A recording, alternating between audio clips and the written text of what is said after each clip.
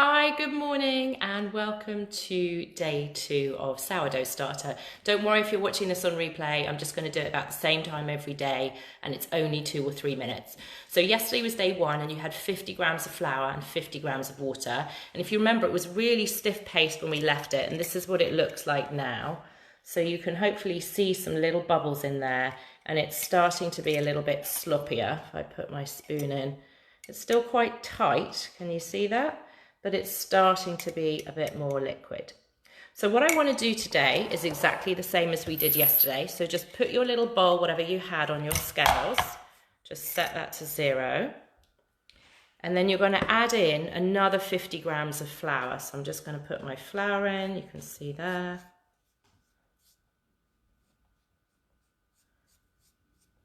You can pre-weigh yours if you want to, but I always have a little bowl on the side when I'm doing this. So that's 50. And then you can just set it to 0. And you're going to add in the same quantity of water. So 50 grams of water. This is just cold water from my taps. My tap's filtered. If yours isn't, you might want to boil it and then cool it. And again, you can just keep a little bowl on the side. So that's my 50 there.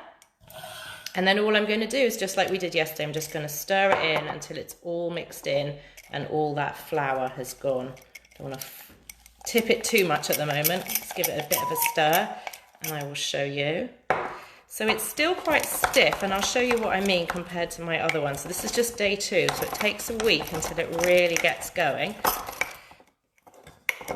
So you can see there, that's why I like it in a glass pot, because you can see exactly when you're doing this, and I know your kids are doing this, exactly when you've scraped it all off. And you want to scrape down the sides too. So if I show you that, can you see it's quite sticky? It's sort of clumpy, bit lumpy, like that. And it's important to use all our senses. Still smells not very nice, like flour and water, okay? Nothing's really happening to that yet. So that's going to go to one side. This one is the one I fed yesterday. So it was much frothier yesterday, but you'll see now, can you see all those little bubbles? And that's what you're looking for. And when you tip it up, usually you can see some bubbles there. So that one smells really fermented, kind of quite winey. And then this is my other starter, and I've literally just fed it this morning about 5 minutes ago, so it's not done its thing yet, but if you have a look, you'll start to see some bubbles there. If I show you this kind of consistency, you can see that it's really loosening up. And I've got lots of dried bits you can see around the side. You do not need to wash it, you just need to scrape them down. Give it a smell, and they all smell slightly differently. Might smell a bit winey, might smell a bit vinegary, but that's kind of what we're going towards, definitely with some bubbles. So when you're done with this one, your original one, that's the one you're doing, these are just my old ones, just scrape off the spoon like we did yesterday, and then you can leave it a little bit open to the air. You can see already it's kind of settled down, it looks a bit like porridge really.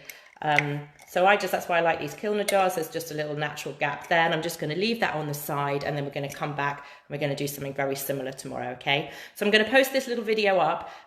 There is a little playlist I'm doing now, so you'll see it every day. So try and do it the same time each day, and I will see you tomorrow. Thanks.